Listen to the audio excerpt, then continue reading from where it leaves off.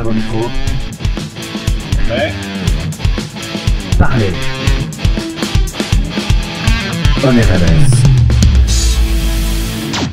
Bonjour à tous, chers auditeurs. Alors aujourd'hui dans la même review, j'avais envie de vous parler du nouvel album de Soko, intitulé My Dreams Dictate My Reality, qui est sorti le 25 février dernier. Alors Soko, ça vous dit peut-être rien, mais vous avez forcément entendu un de ses premiers morceaux qui s'appelait I'll Kill Her, qui est sorti en 2007 sur MySpace et qui avait été un vrai carton. Ça avait été numéro 1 au Danemark et dans d'autres pays, et en France on avait beaucoup parlé à ce moment-là. Et ce qui est intéressant dans le parcours de Soko, c'est qu'après ça, elle a eu plein de propositions de maisons de disques. Donc on aurait pu penser qu'elle allait faire un album dans une grande maison de disques, mais donc elle a commencé à faire ça et puis un jour elle a décidé de tout arrêter parce que ça lui plaisait pas et elle a décidé de faire un album de façon beaucoup plus indépendante. Et donc elle a choisi une maison de disques indé, Vicose, qui donc lui a laissé beaucoup plus de liberté. Et c'est ça qui est intéressant chez Soko, c'est qu'elle fait tout elle-même. Sur son premier album, elle chante, elle fait les instruments, elle réalise les clips, elle joue dans ses clips.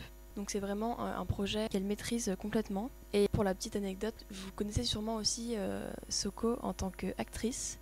Elle a joué dans quelques films français. Ses performances ont été remarquées par la critique et elle est vraiment très très douée en tant qu'actrice. Vous avez pu la voir à l'origine. Elle avait notamment été nommée au César pour son rôle dans ce film. Et elle était nommée une seconde fois pour son rôle dans Augustine d'Alice Vinocourt, où elle était assez formidable, donc très talentueuse. Et alors, pour rester sur la musique, donc dans son premier album, I Thought I Was an Alien, qui était sorti en 2012, c'était un album très doux, à la fois assez triste. Soko chantait à peine, c'est limite si elle chuchotait parfois dans le micro, et on avait en fond des instrus très légères, à peine une ligne de guitare, et à écouter, c'était comme si Soko nous chuchotait à l'oreille parfois.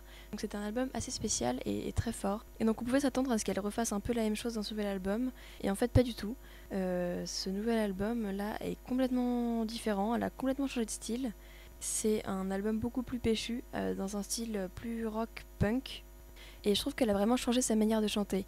Elle a maintenant une voix beaucoup plus basse et plus puissante, et le rythme des morceaux est beaucoup plus rapide. Donc c'est vrai que son premier album pouvait être un peu déprimant à écouter en boucle. Là c'est un peu l'inverse, ça donne vraiment la pêche, surtout sur les morceaux du début. Quel morceau écouter justement en priorité sur l'album? Donc d'abord, l'album ça s'écoute dans l'ordre, donc écoutez-le en entier dans l'ordre. Mais si vous voulez bien vous rendre compte du nouveau style de Soko, écoutez d'abord Who Wears the Pants et Ocean of Tears. Donc c'est les deux singles qu'elle a sortis en premier. Ça fait partie du meilleur de l'album, vraiment là c'est vraiment son nouveau style en puissance. Franchement ça claque tout de suite quoi. Enfin j'ai adoré direct ces deux morceaux là, donc allez les écouter. Et si vous voulez retrouver un peu l'ancienne Soko, il y a Kittens Song qui est l'avant-dernière chanson de l'album. Et celui-là, ce morceau qui vient tout droit de I Thought I Was an Alien, son album de 2012. C'est vraiment son ancienne façon de chanter, un peu avec cette voix un peu cassée et en parlant. Donc ouais, c'est vraiment old school pour Soko. Et sinon il y a le morceau Come in Peace qui est le premier morceau de l'album et qui est un peu un mélange entre ces deux styles, avec un rythme plus doux mais une voix de Soko plus dans l'énergie. C'est un très beau morceau avec Come in Peace. Et sinon vous avez aussi le morceau Love Trap qui est un duo avec Ariel Pink et qui vient d'être classé par le fameux site Pitchfork dans le meilleur nouveau morceau. Un très bon morceau, allez l'écouter. Alors j'avoue que le reste de l'album, j'ai pas encore trop accroché. Je pense que c'est le genre de morceau qu'il faut écouter pas mal pour rentrer vraiment dedans. Donc voilà, je vais de suite aller réécouter l'album et j'espère que vous allez faire de même. Voilà, ce sera tout pour aujourd'hui et bonne journée à tous, merci. À vos micros. Ouais. Parlez. On est Revels.